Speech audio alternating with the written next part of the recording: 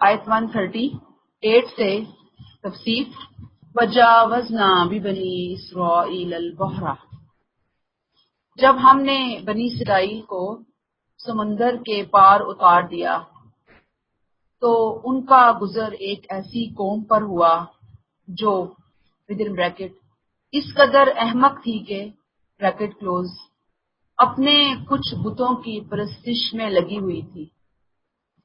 بنی اسرائیل نے یہ دیکھا تو کہنے لگے، اے موسیٰ، ان لوگوں کی طرح کا ایک معبود تم ہمارے لیے بھی بنا دو۔ موسیٰ علیہ السلام نے کہا کہ تم تو بڑے ہی جاہل لوگ ہو۔ پیچھے ہم جو لیکچر سن کر آئے، پڑھ کر آئے، اس میں ہم نے کن لوگوں کے حالات پڑھے؟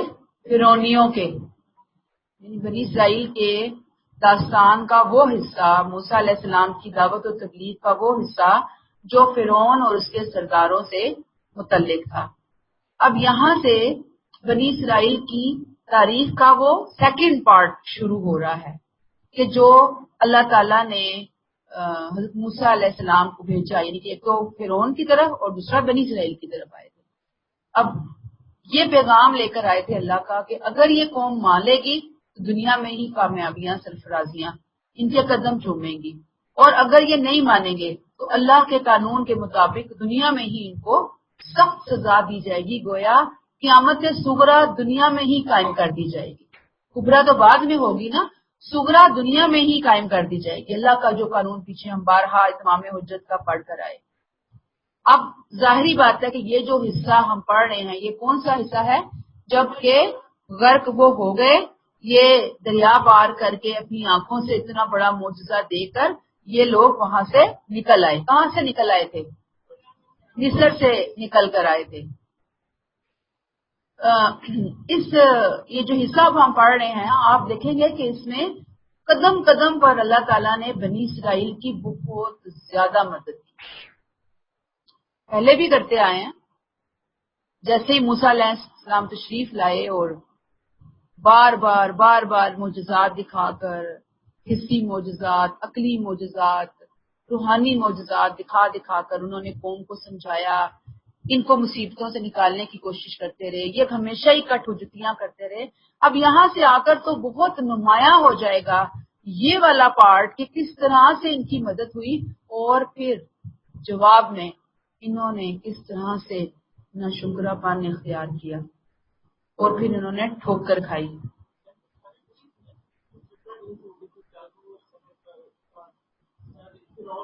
نہیں، وہ تو جادوگر تھے نا، وہ تو جادوگروں کا الگ سلسلہ تھا۔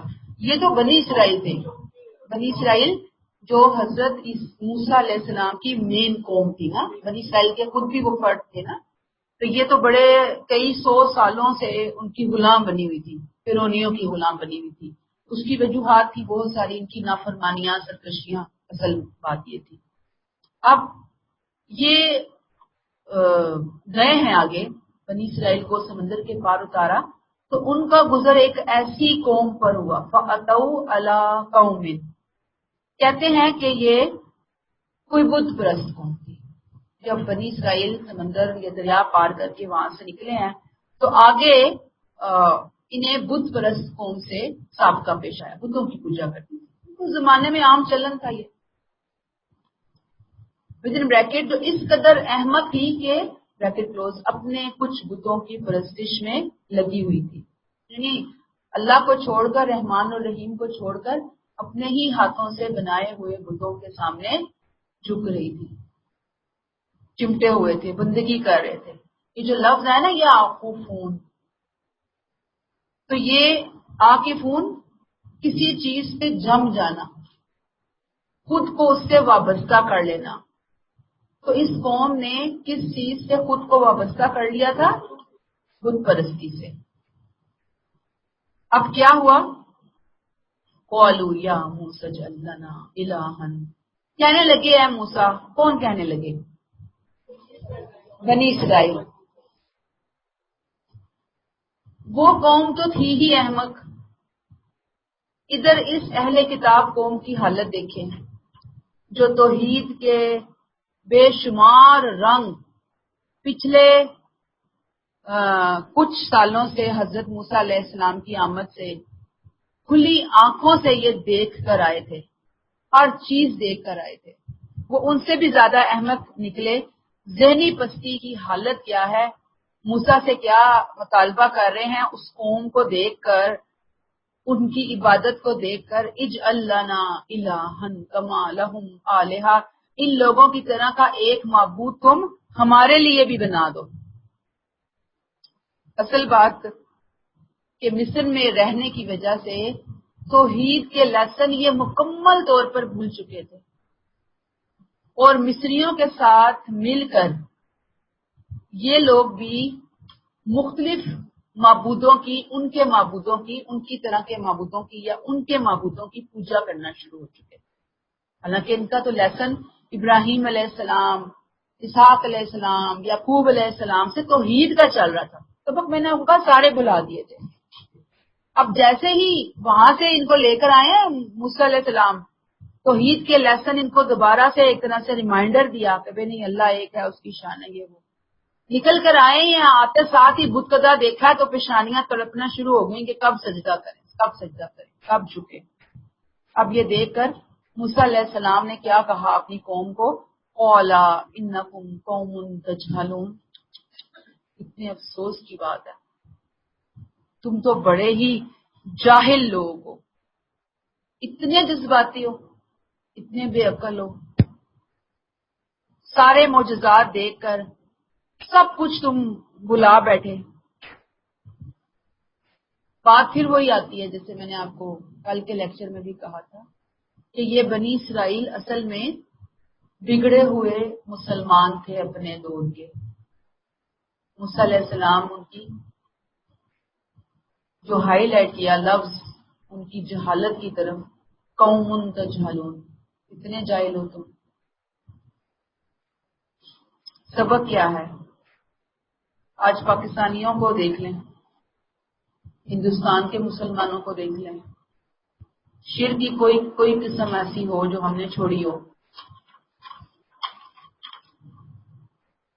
کہتے ہیں کہ وہ جو ہندوستانی ہیں وہ بتوں کو کھڑا کر کے ان کی پوجا کرتے ہیں، محاورہ بڑا مشہور ہوا ہے، اور ہم لٹا کے ان کی پوجا کرتے ہیں، یعنی وہ بٹھا کے اور کھڑا کر کے کرتے ہیں، ان کے بت ہوتے ہیں، ہمارے لیٹے بھی ہوتے ہیں، قبروں کے اندر ہوتے ہیں، وہی چیزیں وہ جو مندروں میں ہو رہی ہوتی ہیں ہمارے ہاں مزاروں پہ اس کی شکل میں ہو رہی ہوتی ہیں۔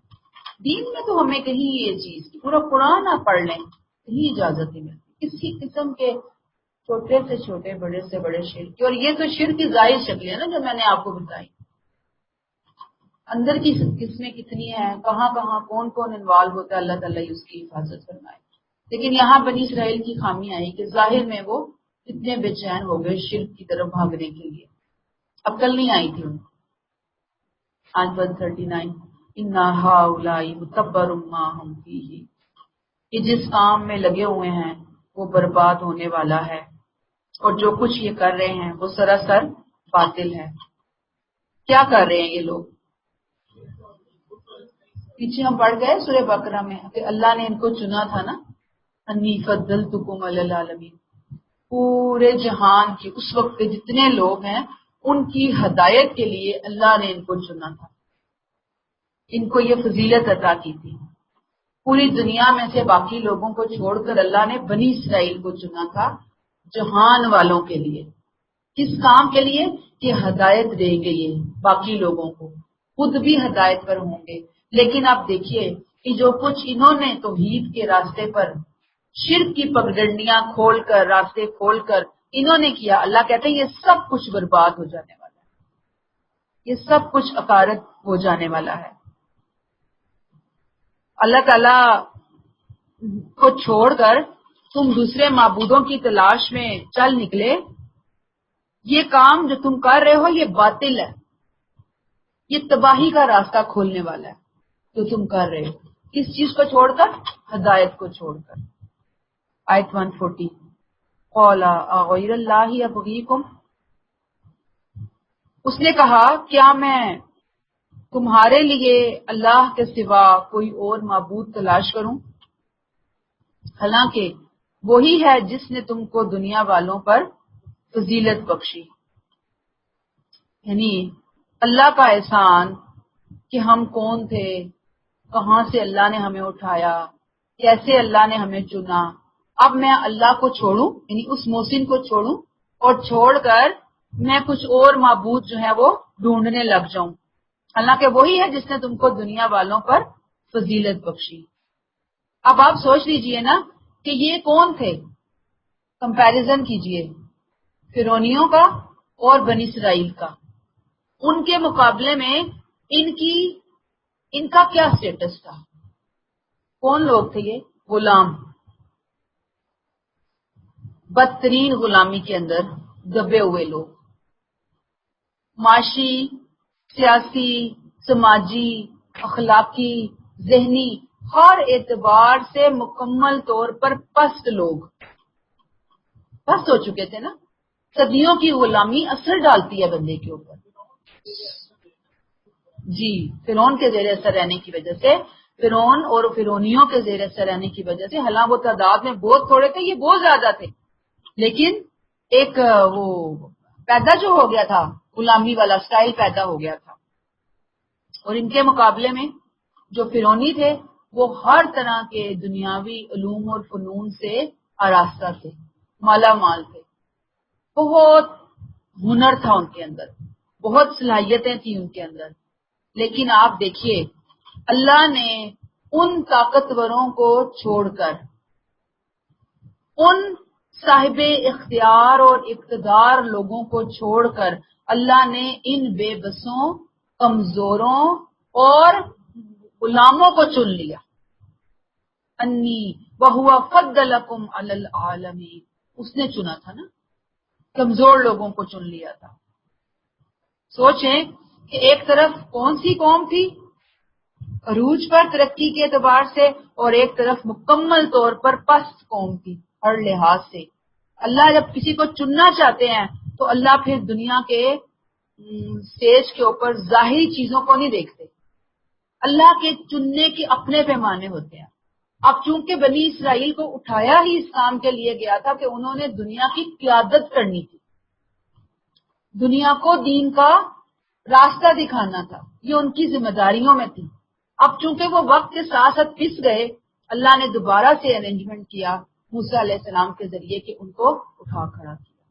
تو اب یہاں پہ کیا کہلوایا جا رہا ہے کہ موسیٰ علیہ السلام کی زبان سے کہ کیا میں تمہارے لیے اللہ کے سوا کوئی اور معبود تلاش کروں، حالانکہ وہی ہے جس نے تمہیں دنیا والوں پر فضیلت بخشی. اللہ تعالیٰ ہم پہ بھی رحم کرے. اپنی روٹین کو آپ دیکھیے کہ اللہ کے احسانات، ان کے انعامات، ان کا فضل، ان کا کرم ہمارے اوپر کتنا ہوتا ہے. اور ہم جی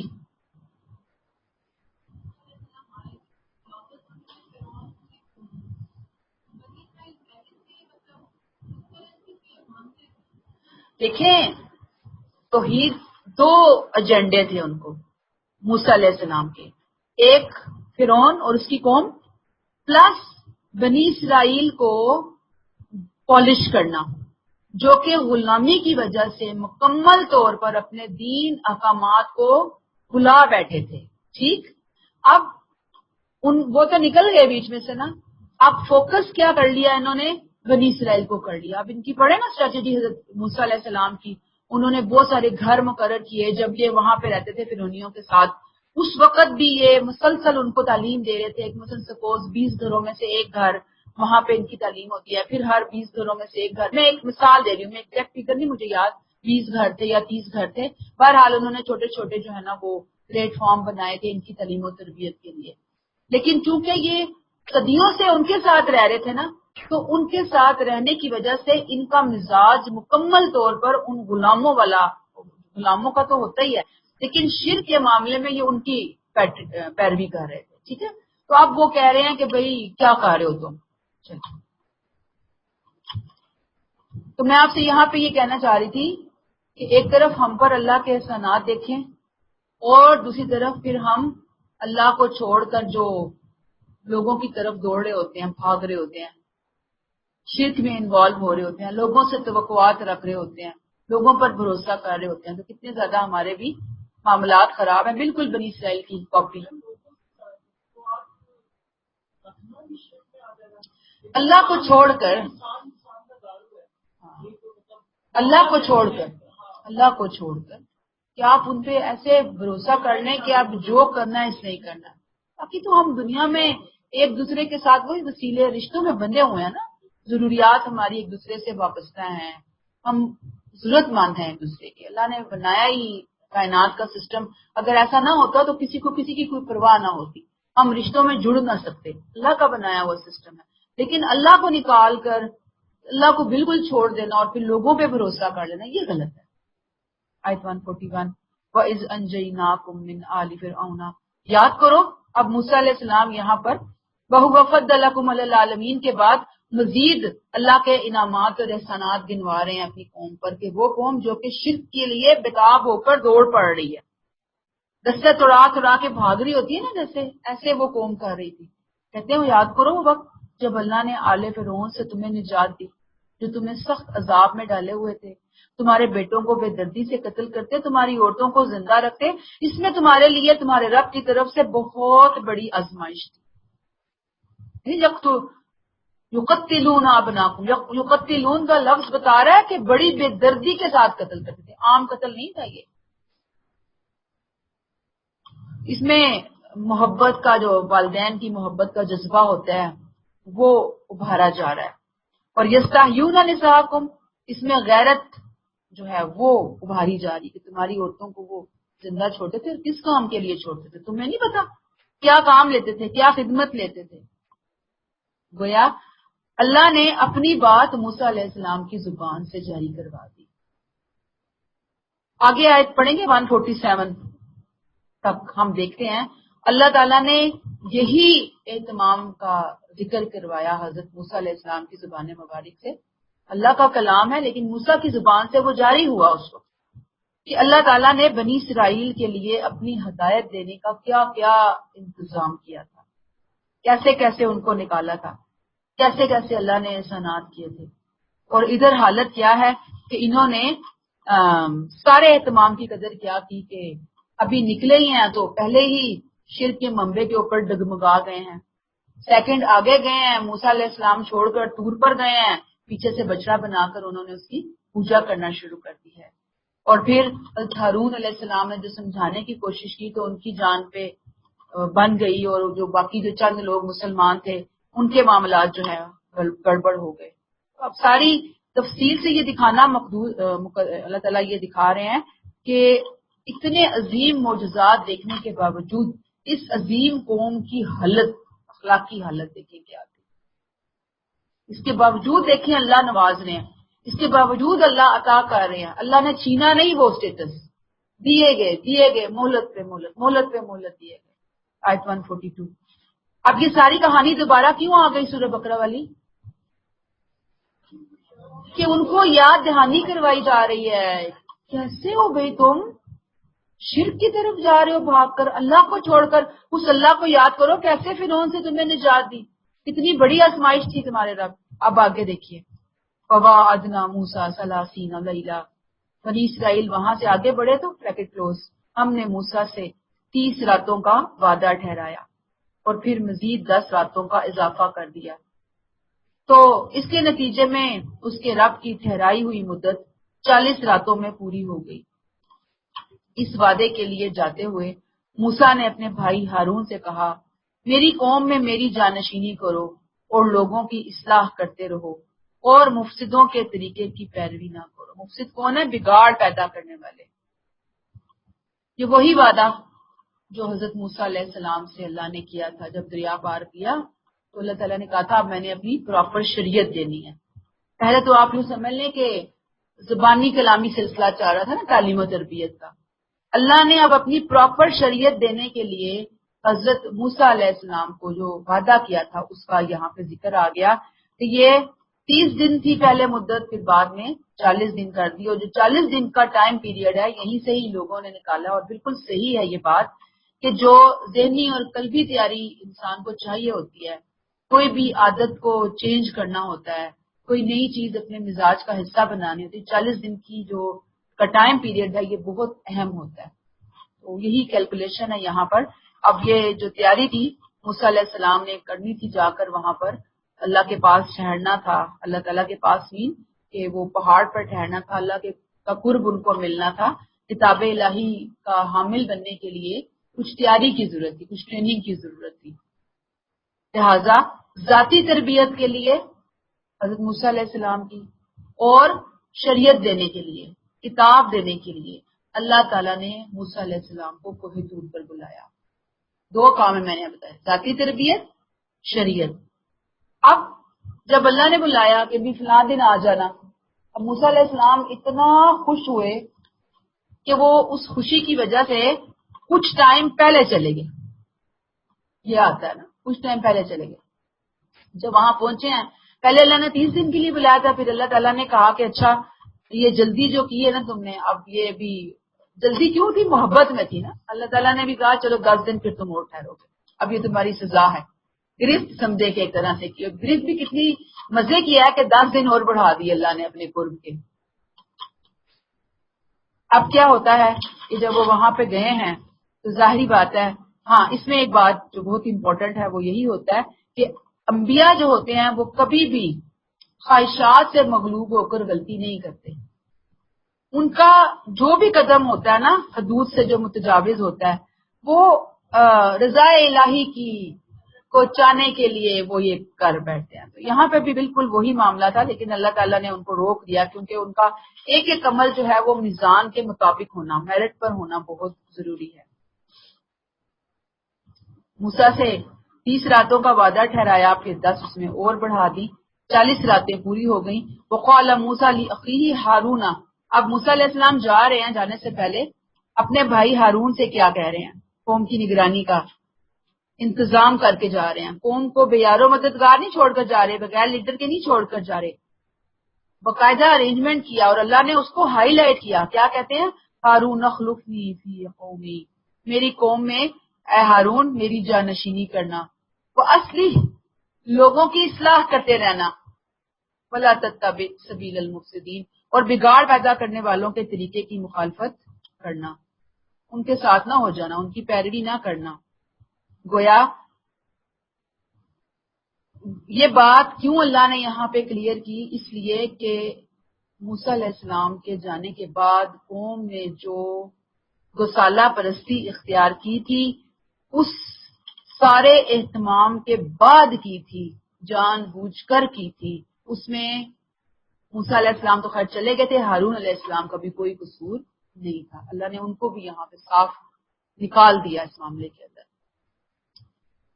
اور ہارون علیہ السلام جو ہیں وہ موسیٰ علیہ السلام سے 3 سال بڑے تھے، بڑے بھائی تھے، پیغمبری میں آپ کے تابع تھے. موسیٰ علیہ السلام نے اللہ سے دعا کر کے ان کو اپنا مددگار بنوایا تھا. اور اس کی وجہ کیا تھی؟ کیونکہ تھوڑا سا کہتے ہیں نا کہ وہ فصیح اللسان تھے، خطیب بہت اچھے تھے. موسیٰ فرعون کے دربار میں جا رہے تھے تو وہ کہتے کہ بھئی ایک بندہ ذرا اس طرح سے میرے ساتھ ہو تو زیادہ اچھا رہے گا، حوصلہ بھی رہے گا. اتنے جابر اور ظالم کے پاس جا رہے ہیں، 2 ہوتے ہیں تو ذرا آسانی ہو جاتی ہے.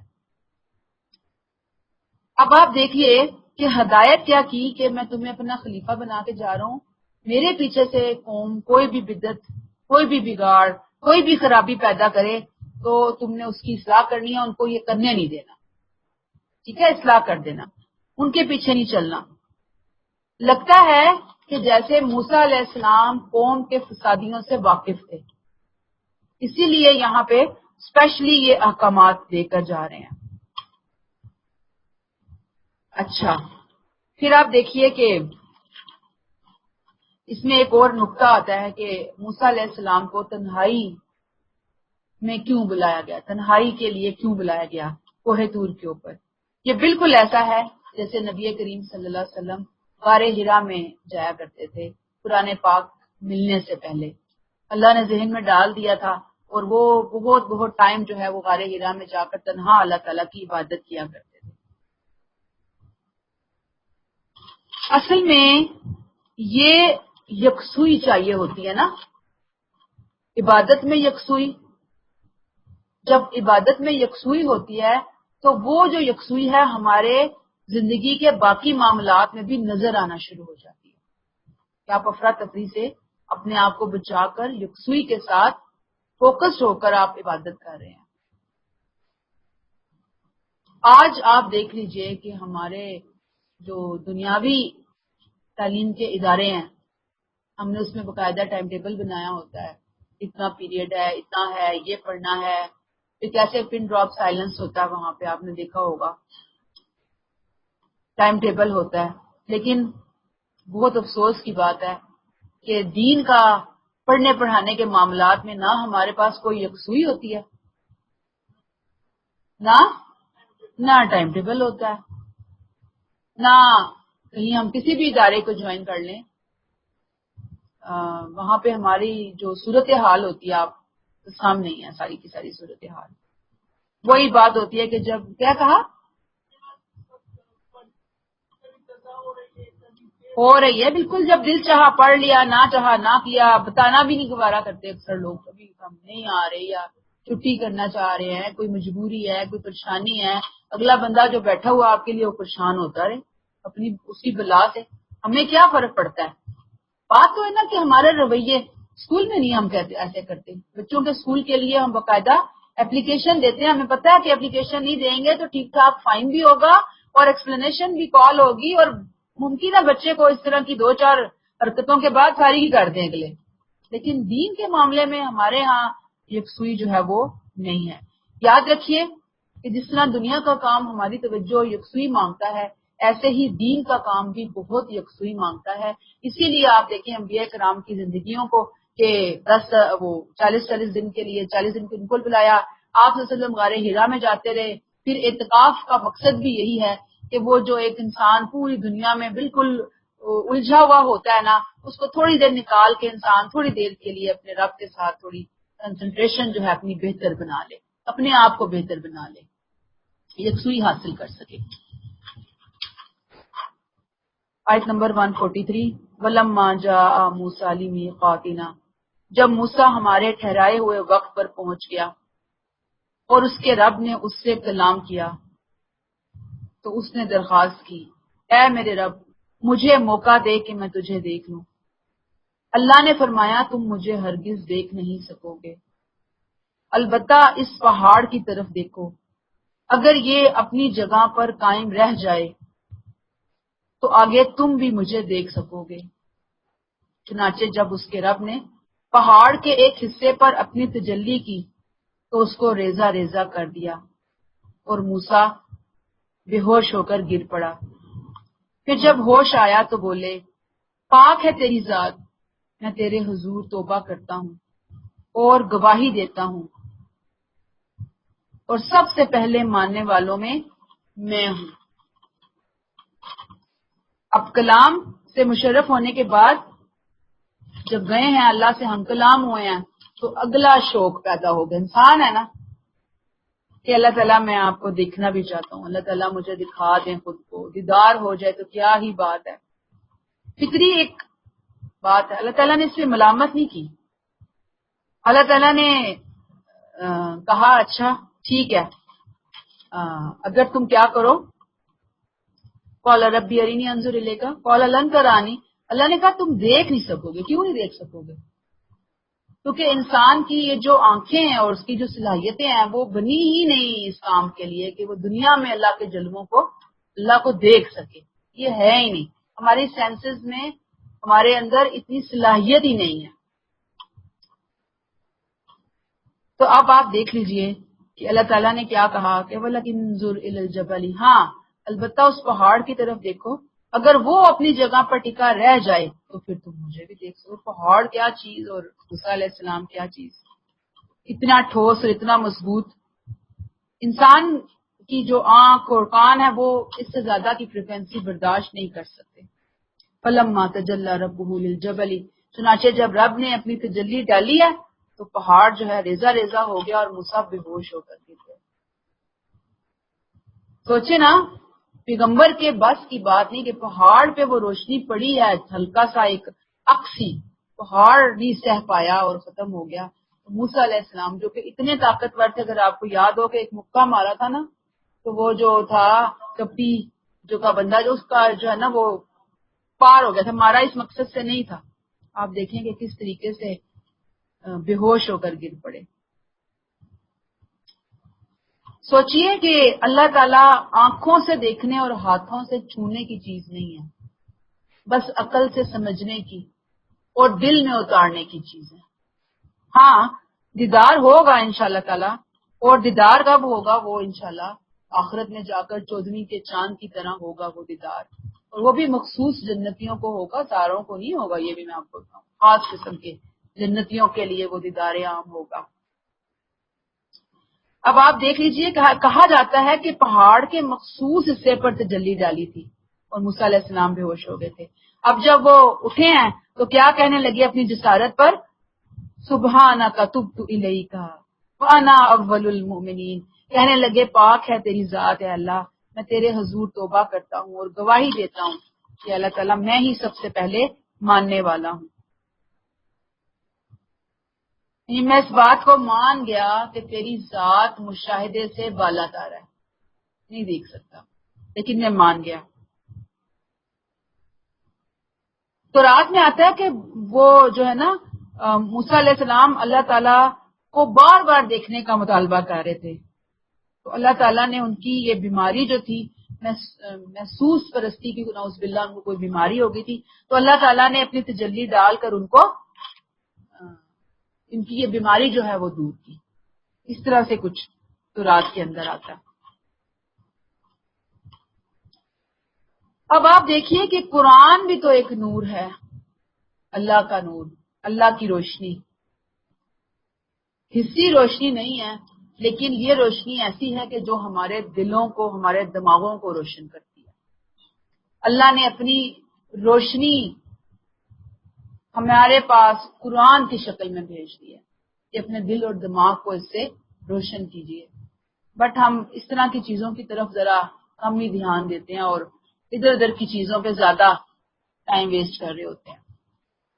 آیت 144 قال یا موسیٰ، اللہ نے فرمایا اے موسیٰ میں نے تم کو لوگوں پر اپنا پیغام اور اپنے کلام سے سرفراز کیا، لوگوں کو اپنا کلام پہنچانے کے لیے اور اپنے کلام سے سرفراز کیا، اس لیے جو کچھ میں نے تم کو دیا اس کو لے لو اور شکر گزار بن کر رہو۔ یعنی جو کچھ میں نے تمہیں دیا جا رہا ہے، میں نے تمہیں بلایا کس لیے ہے؟ لوگوں کو اپنا پیغام دینے کے لیے، اور اس کے لیے میں نے تمہیں اپنے کلام سے سرفراز کیا۔ بات پھر وہی ہے کہ دیکھنے کی خواہش نہیں، بس جو دیا جا رہا ہے وہ پکڑو اور اس کو لو۔ فخذ ما آتیتک، جو کچھ میں نے تمہیں دیا اس کو لو اور شکر گزار بن جاؤ، اس کا حق ادا کرو، دل و جان سے خود بھی لو، دل و جان سے دوسروں کو بھی بتاؤ، سکھاؤ۔ حضرت موسیٰ علیہ السلام کو نہایت لطیف طریقے سے اللہ تعالیٰ توجہ دلا رہے ہیں، ایک تو رسالت ملی تھی، دوسرا ان سے کلام کیا تھا، اور یہ کہا تھا کہ جو دی جا رہی ہے شریعت اس کو مضبوطی سے پکڑو اور جا کر اس کو بتاؤ اور شکر گزاروں میں شامل ہو جاؤ۔ یہاں سبق بھی ملتا ہے ہمارے لیے، وہ کیا ہے؟ قرآن ہمیں کہتا ہے نا ہوا خیر مما یجمعون، قرآن کی خیر، قرآن کی روشنی ہر اس چیز سے بہتر ہے جو لوگ سمیٹ رہے ہیں، یہی ہے نا، اللہ نے ہمیں دے دی یہ خیر، یہ روشنی، لہذا قرآن کی نعمت ملنے پر ہم دیکھتے ہیں کہ ہم کتنا فخذ ہم کرتے ہیں اس کو، فخذ ما آتیتک، اللہ نے ہمیں بھی قرآن دے دیا، اللہ کا مطالبہ کیا ہے؟ پکڑ لو اس کو، مضبوطی کے ساتھ پکڑ لو اس کو، وَکُم مِّنَ الشَّاکِرِین، اور شکر گزار بندے بن جاؤ۔ قرآن سے کتنا جوڑ رہے ہیں اور کتنا اس کے شکر گزار بندے بن رہے ہیں۔ موسیٰ علیہ السلام کو تورات کے اوپر اور ہمیں قرآن کے اوپر شکر گزاری کا حکم ہے، قیامت تک کے لوگوں کے لیے یہی حکم ہے۔ آیت 145 وَكَتَبْنَا لَهُ فِي الْأَلْوَاحِ مِنْ كُلِّ شَيْءٍ، چنانچہ ہم نے اس کے لیے ہر قسم کی نصیحت اور دین و شریعت سے متعلق ودن بریکٹ کلوز ہر چیز کی تفصیل تختیوں پر لکھ دی، تختیوں پر ہم نے لکھ دی ہر قسم کی نصیحت اور تفصیل دین و شریعت سے متعلق. پھر ہدایت کی بریکٹ کلوز. ان ہدایات کو مضبوطی سے پکڑو. فخذھا بقوہ، مضبوطی سے پکڑو ان ہدایات کو، اور اپنی قوم کو حکم دو کہ ان کے اندر لکھے ہوئے کی احسن طریقے کی پیروی کرے. وَأْمُرْ قَوْمَكَ، اپنی قوم کو حکم دو کیا کریں؟ يَأْخُذُوا بِأَحْسَنِهَا، اس کے اندر جو لکھا ہوا احسن طریقہ ہے اس کی پیروی کریں. ودن بریکٹ، اور اپنی قوم کو لے کر ذرا آگے بڑھو بریکٹ کلوز. میں تم کو ان قریب نافرمانوں کا ٹھکانہ دکھا دوں گا، بتا دوں گا. یہ جو اس میں الفاظ آئے ہیں نا، وَكَتَبْنَا لَهُ فِي الْأَلْوَاحِ مِنْ كُلِّ شَيْءٍ، ہم نے لکھ کر دی. یہ وہی اہتمام جو میں ابھی پیچھے آپ کو بتاتی چلی آ رہی ہوں کہ بنی اسرائیل کو کتاب اور شریعت دینے کے لیے جو اللہ نے خصوصی انتظام کیا تھا، ان میں سے یہ انتظام بھی ہے کہ پہلے جتنے بھی انبیاء کرام آتے رہے موسیٰ علیہ السلام سے پہلے، ان کو جو تعلیمات دی گئیں وہ زیادہ تر 99% زبانی تھی، زبانی تعلیمات دی گئی تھی. لیکن بنی اسرائیل کے ساتھ اللہ تعالیٰ نے جو اہتمام کیا وہ زبانی تعلیم کے ساتھ ساتھ تعلیم بالقلم بھی تھی، لکھی ہوئی چیز ان کو دی گئی تھی. اور جو سمجھے کہ جو لکھ کے کوئی چیز کسی کو دی جاتی ہے، ظاہری بات ہے وہ بہت محفوظ ہوتی ہے، بہت زبردست ہوتی ہے. یہ جو الواح ہے نا، لفظ اس میں الواح، لوح، تختی پتھر کی سلیٹ پر لکھی ہوئی کتاب. بائبل سے پتہ چلتا ہے کہ یہ الواح جو ہیں یہ دو تھی، دو الواح دی گئی تھی ان کو، دو تختیاں دی گئی تھی جو آگے اور پیچھے سے بھری ہوئی تھی. یہ بائبل کا بیان ہے. قرآن ہمیں نہیں بتاتا کتنی الواح دی گئی تھی. قرآن کہتا ہے الواح دی گئی تھی، الواح. بس جو بھی تھا ریٹن دیا گیا تھا اور بھری ہوئی تھی وہ تختیاں آگے پیچھے سے، سارے احکامات دے دیے گئے موسیٰ علیہ السلام کو. ان الواح میں کیا تھا؟ دو چیزیں تھی. کون کون سی؟ نمبر 1 موعظۃ، نمبر 1. نمبر 2 وتفصیلا لکل شیء، موعظہ ایسی نصیحت جو انسان کے اندر اطاعت کا شوق پیدا کرتے. موعظہ ایسی نصیحت ہوتی ہے اور نافرمانی سے نفرت آ جائے اس کو. اور تفصیل سے مراد صرف احکام عشرہ نہیں ہے، 10 کمانڈمنٹس نہیں ہے صرف، بلکہ زندگی گزارنے کے لیے، کامیابی اور ناکامی کے لیے دین و شریعت کی جتنی تفصیلات ہیں، احکامات ہیں، حلال حرام، اخلاقیات، ریلیونٹ ارریلیونٹ جتنی چیزیں ہیں وہ ساری کی ساری دی گئی. پوری دنیا کی چیزیں نہیں تھیں، زندگی گزارنے کے لیے دین و شریعت کی روشنی میں جو چیزیں ضروری ہیں شریعت کے اندر وہ چیزیں ان کو دی گئی. دینے کے بعد اللہ نے کیا کہا؟ الواح دینے کے بعد کیا کہا؟ فخذھا بقوہ. پیچھے بھی ہم نے پڑھا نا آیت 144 کے اینڈ میں، فخذ ما آتیتک، پکڑیے اس کو، جو میں تمہیں دے رہا ہوں، جو کلام، جو باتیں دے رہا ہوں اے موسیٰ اسے پکڑو. اور اب یہاں پہ بھی کیا کہا جا رہا ہے کہ فخذھا بقوہ، پکڑیے اس کو. کس طرح پکڑیے؟ بقوہ، قوت سے پکڑو، مضبوطی کے ساتھ پکڑو. اور کیا کرو پکڑ کے؟ چوم چام کے رکھ لو ہم مسلمانوں کی طرح. وَأْمُرْ قَوْمَكَ يَأْخُذُوا بِأَحْسَنِهَا، مضبوطی کے ساتھ پکڑو اور پھر اپنی قوم کو بتاؤ کہ عمل کیسے کرنا ہے.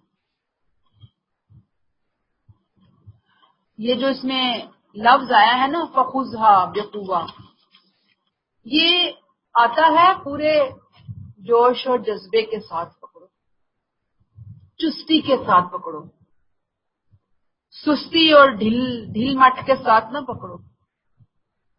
اور ظاہری بات ہے کہ جب آپ کسی چیز کو چستی کے ساتھ پکڑتے ہیں، ہوشیاری کے ساتھ پکڑتے ہیں، شوق کے ساتھ پکڑتے ہیں، پھر ساری صلاحیتیں بھی اس کے لیے لگاتے ہیں. اور جب آپ لینے میں ریلکٹنٹ ہیں تو عمل کس نے کرنا ہے, آگے اس کی خدمت کس نے کرنی ہے, آگے اس کو لے کر کس نے چلنا ہے. سوچے نا خود ذرا. آپ گھر میں اپنے بچے کو کوئی کام کہتے ہیں, ایک بچہ کہتا ہے دے امی میں کرتی ہوں, اسے کرنے کا سٹائل ایک ہوتا ہے. ایک کو کہتا ہے اچھا اٹھتی ہوں, کرتی ہوں, لیتی ہوں, اٹھتی ہوں, اٹھ رہی ہوں. تو وہ کیا کرنا ہے؟ ہم امت مسلمان دوسری کیٹیگری کے اندر حضرت کے ساتھ موسٹلی لوگ ہم ادھر ہیں, اللہ معاف کرے. اور پھر دوسری بات یہ کہ موسیٰ علیہ السلام کو یہ کتاب صرف اپنے عمل کے لیے نہیں ملی تھی. دیکھیں کیا کہا, وہ امور قوم کا, خود بھی لینی ہے, قوم کو بھی دینا ہے. اور کیا کہنا ہے قوم کو, یا خذو باحسنھا, احسن حصے کو لیں. اب سوال پیدا ہوتا ہے کہ کتاب کا بھی کچھ حصہ احسن اور غیر احسن بھی ہوتا ہے. ہم تو کہتے ہیں سارا ہی احسن ہوتا ہے. یہ کیا لفظ ہے؟ یاد رکھیے کہ ساری کتاب ہی احسن ہوتی ہے. اللہ کی طرف سے آئی ہوئی ساری تعلیمات, ساری شریعت احسن ہوتی ہے. یہاں احسن کا لفظ ذرا اور انداز میں آیا. ہم احسن کو دیکھ رہے ہیں اپنے اردو کے اسٹائل سے. مشرک قوموں کا جو طور طریقہ تھا نا, جس طرح سے وہ آپ دیکھیں کہ بنی اسرائیل نے جب دریا پار کیا,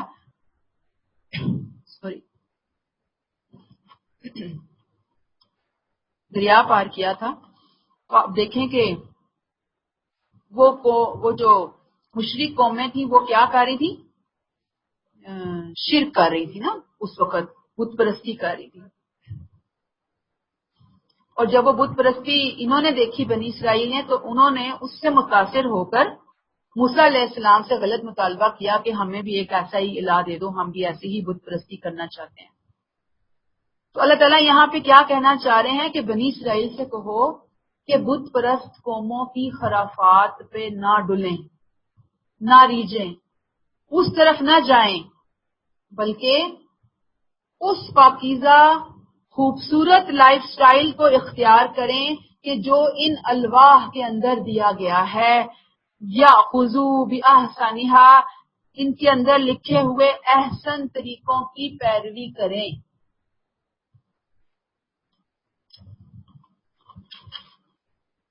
یہ کلیئر ہوئی آپ کو بات؟ اگر نہیں کلیئر ہوئی تو پھر اس پہ بات کر لیں گے. پھر کیا کہتے ہیں, سأریکم دار الفاسقین, میں تم کو عنقریب نافرمانوں کا ٹھکانہ دکھاؤں گا.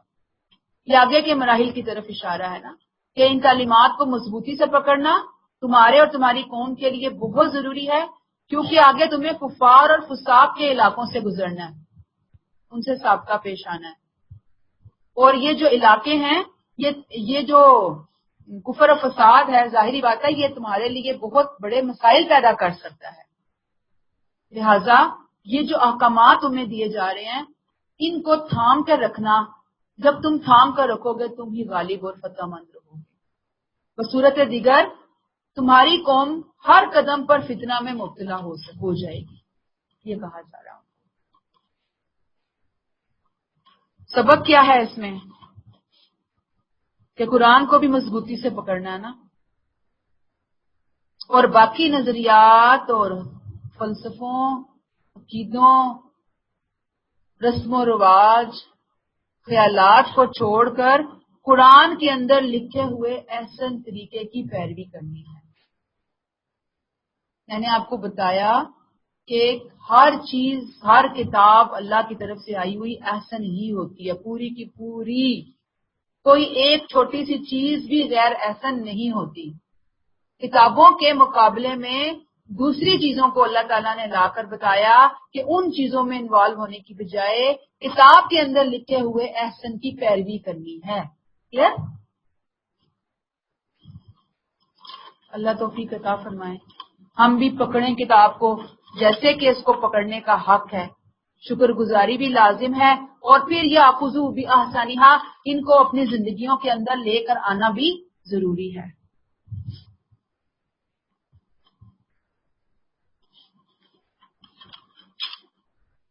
آیت 146, سأصرف عن آیاتی, تم دیکھو گے کہ میں عنقریب ان لوگوں کو اپنی نشانیوں سے پھیر دوں گا جو زمین میں ناحق تکبر کرتے ہیں, ان کو میں اپنی نشانیوں سے پھیر دوں گا.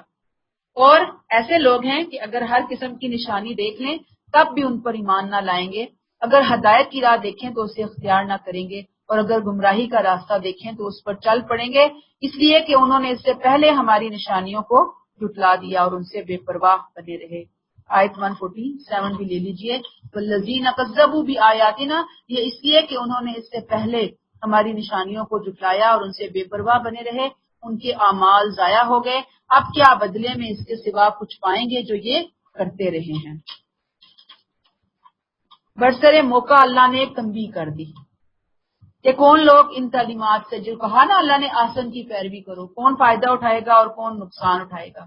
فائدہ وہ اٹھائیں گے، ظاہری بات ہے کہ جو اس کو لیں گے، اسے پکڑیں گے، اور کون اس سے منہ موڑیں گے، ظاہری بات ہے کہ جو اس سے لاپرواہی کا رویہ اختیار کریں گے، جو زمین میں اللہ کی نعمتیں تو استعمال کرتے ہیں لیکن شکر گزاری نہیں کرتے، تکبر کا رویہ اختیار کرتے ہیں، ہر دنیا کی نعمت کا، فضل کا کریڈٹ خود کو دیتے ہیں، خود کو سمارٹ سمجھتے ہیں کہ اس لیے ہمیں ملی ہے یہ نعمت اور ساری کی ساری چیزیں۔